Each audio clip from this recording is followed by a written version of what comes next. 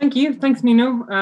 And huge thanks to the BPPA for inviting me to speak, first of all, and also just for running this entire seminar series. It's been great so far.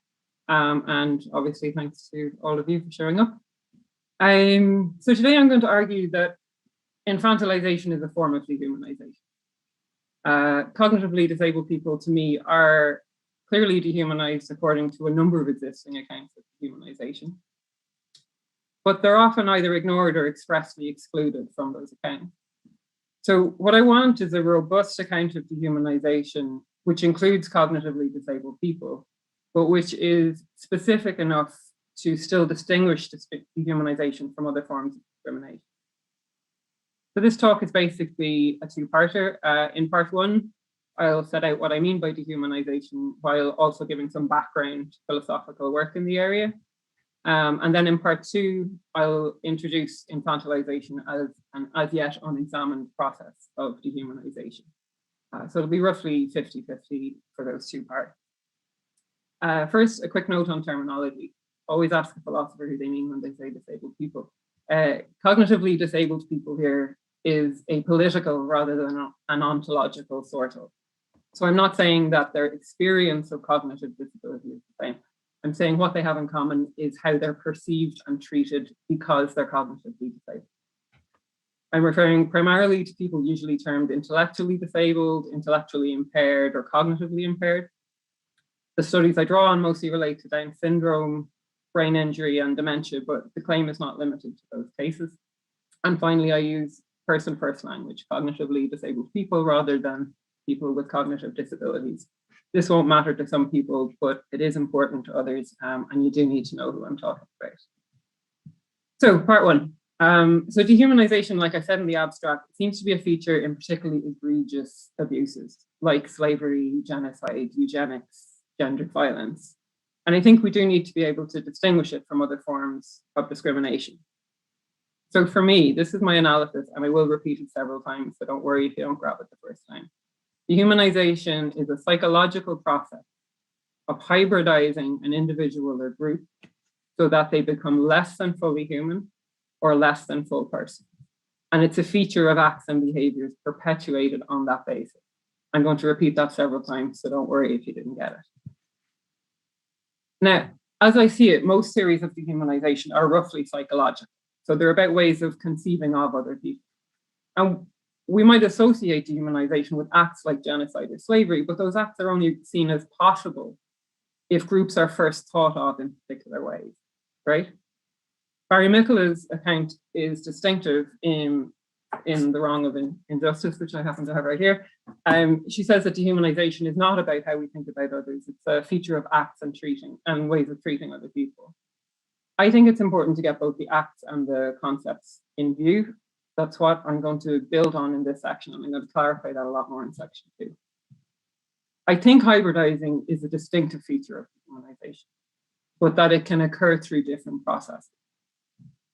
One of those covered in the literature already is objectification.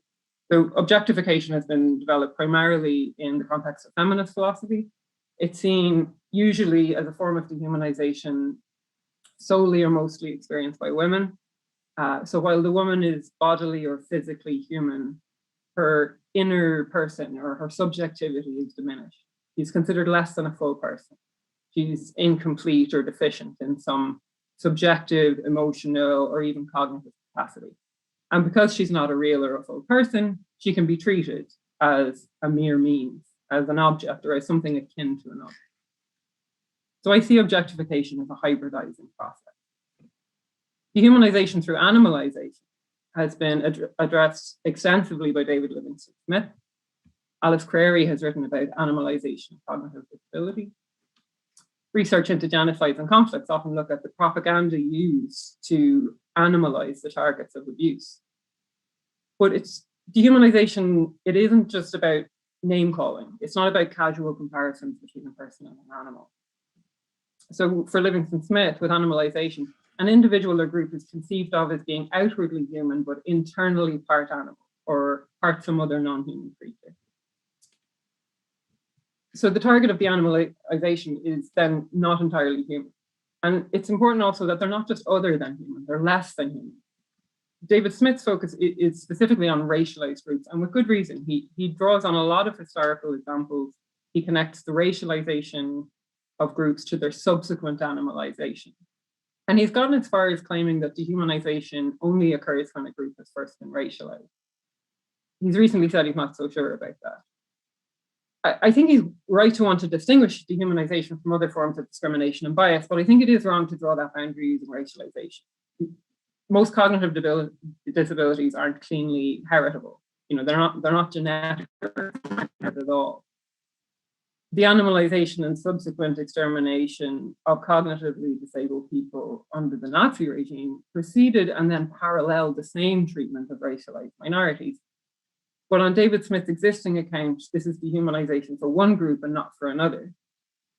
For him, disabled people have been very badly treated, but not dehumanized. And he says the same in the case of women, that objectification is bad, but it's not dehumanization. So while we disagree on those latter details, there's two features of David Smith's account which I think are really especially useful. And the first is his attention to hierarchy. So the idea that life is arranged into a hierarchy with gods at the top, then humans, obviously, then animals, then everything else in descending order, is an idea that's so sort of culturally entrenched that it almost goes unnoticed. But it's important to draw it out clearly in any understanding of dehumanization. The dehumanized other is not just other than, they're less than, they're lower than real humans and real people on this inherently normative hierarchical scale. Smith focuses on the great chain of being, but similar hierarchies of life are pervasive in non-Christian, non-Platonic worldview. And the development of evolutionary science was just used to reinforce this existential schema with white humans as the most highly evolved of all living things. And relating to hierarchy is the idea of hybridity, which I mentioned already. Now, this is the second feature of Smith's account that I find really useful, although we do differ a bit in where we take it after the initial conception. So for him, the animalized other is not thought of as literally a non-human animal. They're a hybrid between a human and an animal. Now, Smith is mostly concerned with essences, that the dehumanized person has a human body, but the essence or part essence of an animal or another creature. But I think there are clearly cases of animalization, particularly with cognitively disabled people, but also with some racialized minorities, where this hybridity is more biological or more literal. It was once quite common to view cognitively disabled people as so-called evolutionary throwbacks, as accidental reoccurrences of some earlier stage in human evolution, or as anomalous links between humans and non-human animals. So whether it's about essences or it's about something more physical, animalization is a hybridizing process. And unlike Smith, I think objectification is a hybridizing process too. And I think hybridity is psychologically necessary because it's extremely difficult, if not impossible, to see a human in front of you and conceive of them literally as a rat or as a pig or as a dog, or to conceive of them as literally an inert object, or to see a fully grown adult in front of you and think that they are literally a child.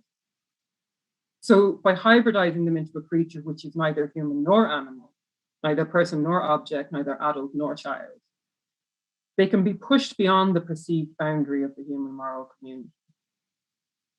And then their abuse or their neglect can become morally permissible or just morally indifferent.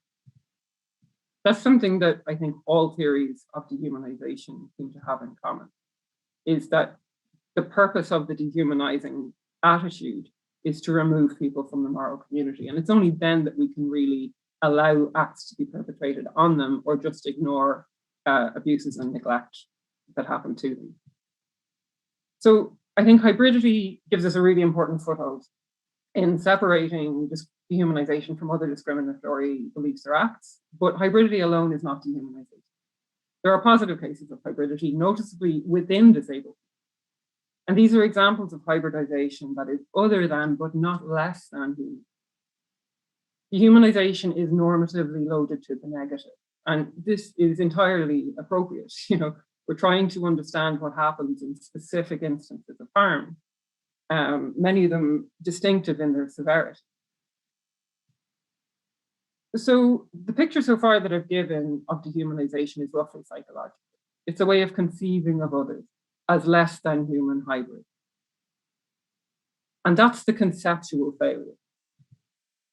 But I think it's important to be able to identify dehumanization through acts perpetuated on that basis, because sometimes we can identify instances of dehumanization from how people, expressly think about or talk about others.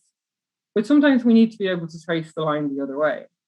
We need to be able to identify dehumanizing acts or ways of treating others that are indicators of and result from the dehumanizing concept. So dehumanization as a feature of acts and ways of treating others is, like I said, the focus of Mary Mickola's The Wrong of Injustice, Dehumanization, and its role in feminist philosophy. It happens to be beside me, so I'll show it again. Terrific book. Mickola seems so to broadly reject psychological accounts. So she argues that some act is dehumanizing if and only if it is an indefensible setback to some legitimate human interest where that setback constitutes a moral injury. That's super useful in getting hold of what's wrong with certain acts and behavior. And Mickola's argument does not require that dehumanizing beliefs are held in order for acts of social injustice to count as dehumanizing. And the problem for me is that it seems clear that these hybridizing beliefs are held, and so they need to be accounted for, especially as they seem to be held in these instances of especially vicious harms like slavery and genocide and eugenics. So I need to cover one more thing before we get to infantilization.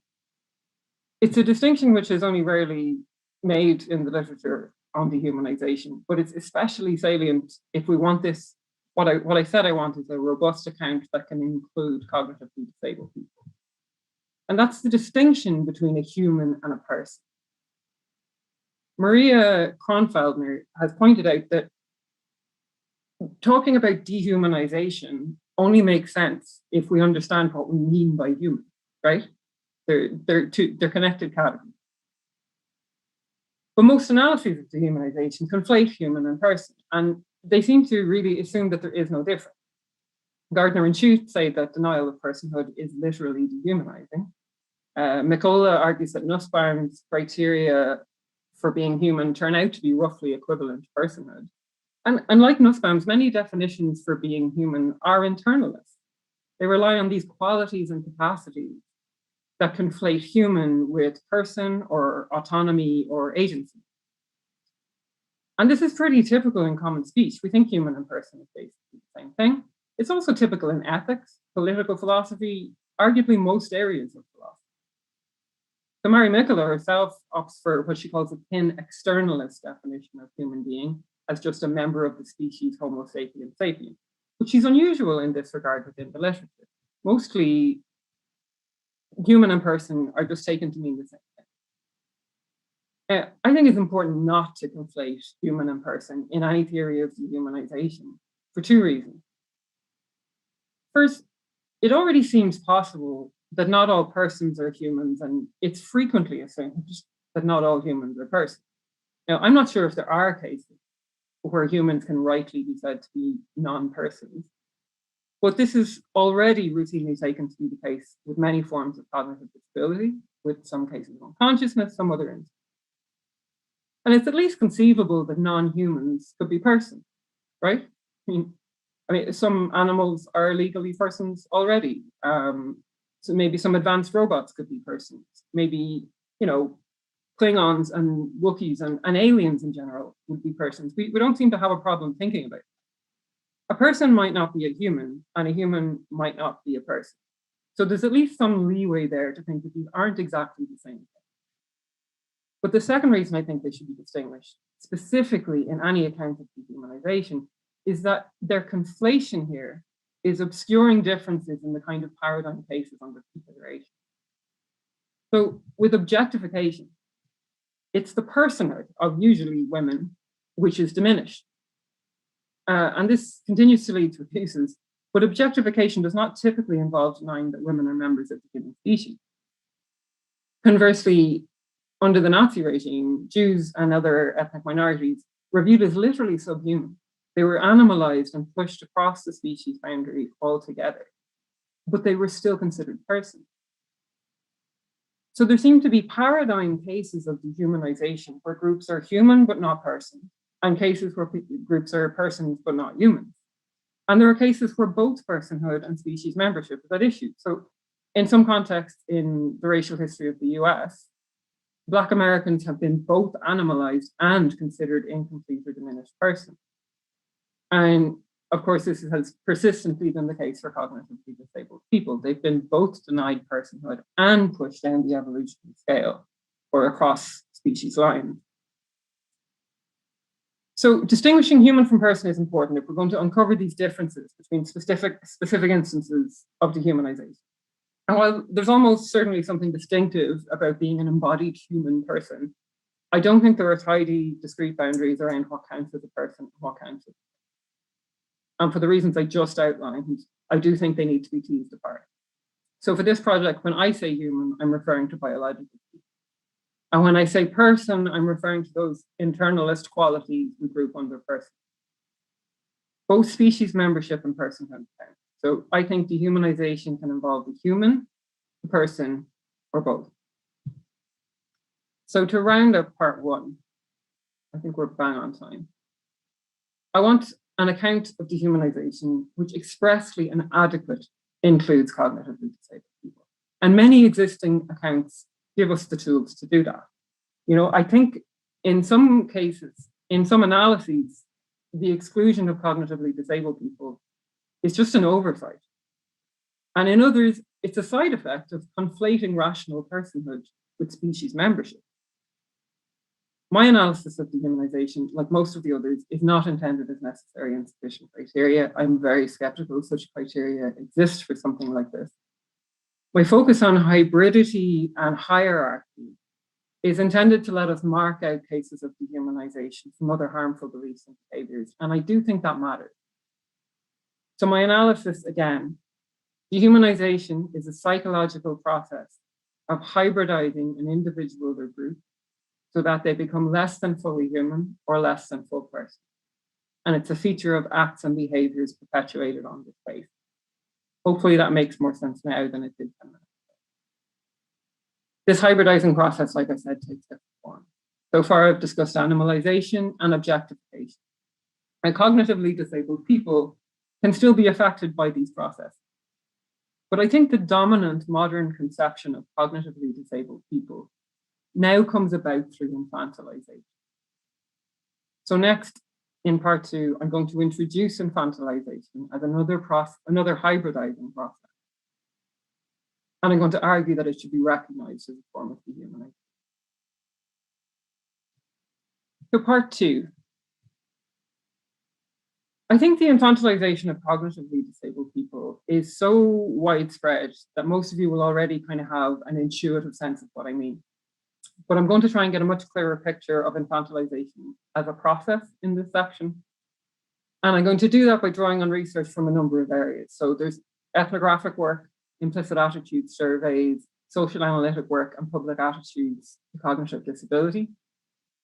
The studies I'm drawing on are from Europe, the US, South Africa, and Australia.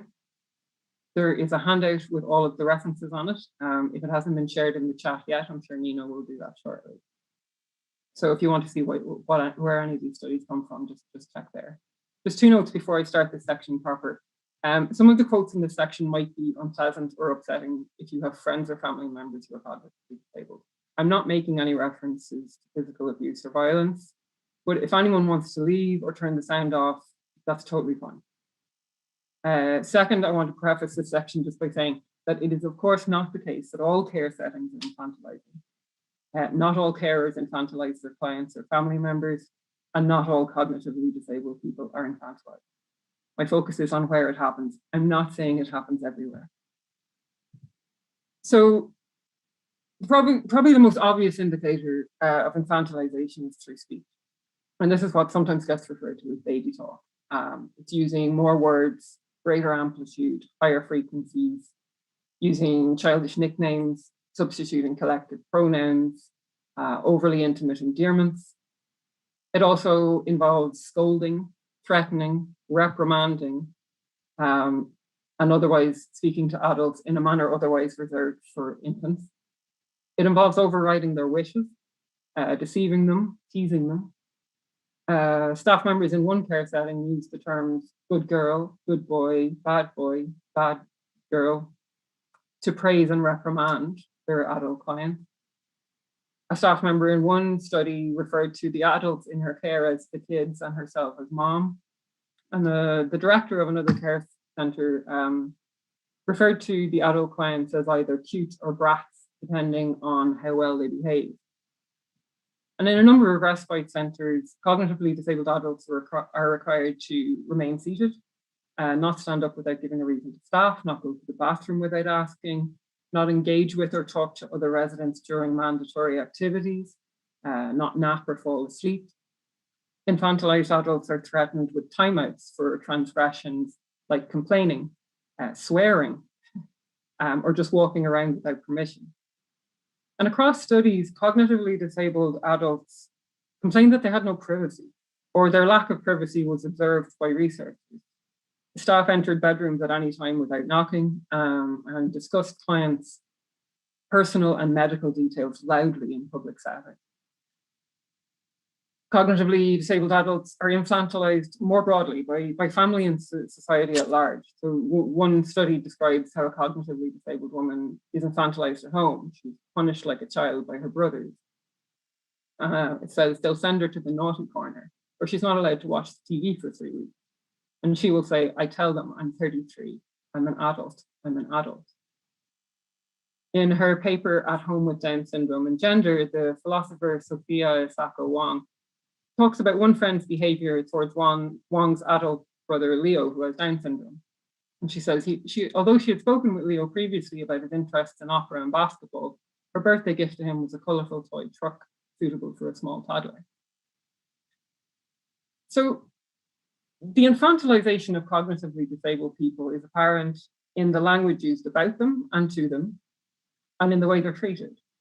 It's apparent in the idea of the eternal child, which is used to conceptualize adults born cognitively disabled, and also in the idea that forms of dementia represent a second childhood or a return to childhood. People are stripped of their adult status, or they're not allowed to attain it in the first place. A staff member from one community service for cognitively disabled adults in Australia described how the general public are just confronted when the members display adult behaviors like having sexual relationships, or getting married, or even drinking alcohol. The infantilized adult is completely desexualized. They're discouraged or sometimes barred from expressing sexual or romantic attraction, exploring their sexual or gender identity, or even engaging in relationships. Sophia Wong again, she describes how her adult brother Leo is allowed to accompany her to an otherwise strictly all-female group because the women there, she says, assigned him the status of a small pre-sexual child, like the 2-year-old boys who were allowed to accompany their female caregivers into women's bathrooms. So markers of adulthood, like work, marriage, sex, education, travel, socializing, drinking alcohol, are to varying degrees frowned on, discouraged, socially proscribed, or actually legally prohibited for cognitively disabled adults. They're not spoken to as adults, they're not treated as adults, they're not conceived of as adults. Sophia Wong says they are pervasively treated like perpetual children misplaced into mature bodies. Infantilization means the cognitively disabled adult is not conceived of as an adult. So we might think then that given the language being used here and the treatment they receive, that they're conceived of as children. But it's not that simple. So just as it seems psychologically impossible to see a human in front of you and literally conceive of them as an animal or an inert object, it's clear that infantilized adults are not conceived of as literally children. They frequently don't have the free access to social interaction typically available to children. They don't have a non-disabled child's claims to education. They're often not encouraged to imagine and aspire towards life stages expected for children. You know, what will they be? Where will they go? What will they do? Who will they marry? This indicates one of the key differences between a child and an infantilized adult. An infantilized adult does not get to grow up. They're in stasis. So infantilization does not mean the target is conceived of or treated as a child. The infantilized adult is neither adult nor child. Through this process of infantilization, they become an indistinct, uncertain hybrid of the two. So if you recall the comments I made already about hybridization, the animalized other is neither animal nor human. The objectified other is neither person nor object. And I'm saying that the infantilized other is neither adult nor child. You probably will ask how this could count as dehumanization. So unlike animalization and objectification, both adults and children are human. And I agree that this is a significant difference, but the infantilized adult is neither adult nor child. They are stripped of the characteristics which define either of these life stages and placed outside of the natural order. The hybrids created in dehumanization aren't these intentional complementary combinations of understandable features. They're created out of this psychological necessity. It happens when I don't know what you are. And the hybridization seen in infantilization shows this same conceptual failure. And this still doesn't mean that infantilization involves conceiving of the hybridized other as a less than human or less than a person. And that's the status that would push them outside the boundary of the human moral community. But I think this is clearly the case. I mean, cognitively disabled people are routinely denied personhood on the grounds that cognitive features like rationality, self-conception, and memory are required for a human to be considered a person. And this is not just in academic philosophy. It's a popular conception, for example, in forms of dementia and Alzheimer's, that the person inside is gone. And with various cognitive disabilities, the perceived absence of the right kind of cognitive ability, like language, memory, reasoning, this pretty routinely leads to a denial that there is a full person, or even any kind of person at all, inside the human in front of us. This is also why the infantilization of cognitively disabled people can't be countered in the same successful way that other groups have overcome infantilization. So for women or for physically disabled people, for colonized populations, or other racialized and oppressed groups, infantilization is overcome by insisting they are just as capable of independence, just as self-governable, just as rational and intelligent as everyone else. Infantilization is overcome by demonstrating that the target can satisfy this reasoning and language model of full person. Now, the interaction of infantilization and cognitive disability means that this dehumanization is not only about the denial of personhood, as seems to be the case in objectification. Because in relying on definitions of personhood that require certain cognitive skills, like reasoning, self-consciousness, memory, language, which are themselves seen as distinctive features of the human species, then cognitively disabled people are neither full persons nor full humans. They're hybridized through infantilization and considered less than full persons and less than human. For me, this is dehumanization. So I think I'm pretty much on time. So for the final few minutes, I'm going to try and get into even more trouble. I'm going to connect up some points I've made throughout the talk, and I'm going to start adding things that I haven't 100% worked out yet. So if you really want to nail me in the Q&A, this is going to be your chance. So outside of some areas of academic philosophy, most people these days understand that you shouldn't compare cognitively disabled people to animals. Institutional abuse, genocide, and eugenics were all largely based on or justified through their animalization. And this conception of cognitively disabled people hasn't gone away, but it does seem to have greatly diminished, at least publicly. And I would argue that infantilization is now the dominant conceptualization of cognitively disabled people, the eternal child in the body of an adult. And because a human child is still a human, infantilization is seen as fundamentally different to animalization. It's a feature of caring, benevolent relationships, not these relationships of abuse or oppression. Today, I've mostly focused on the conceptual side of dehumanization, although I've gestured at the social injustices. But as I said at the start, there are perhaps two ways to trace the line between conception and acts and dehumanization. One is to identify dehumanizing beliefs or attitudes. So where groups are hybridized and considered less than human, historically, it has followed that attempts will be made to wipe them out. But we can trace the line the other way. We can notice attempts to remove groups from the species or from a particular population and look for the dehumanizing concept, which makes that eradication morally beneficial. And while not all instances of dehumanization will involve these kinds of acts, attempts to eradicate certain kinds of people should be a reliable red flag for dehumanization.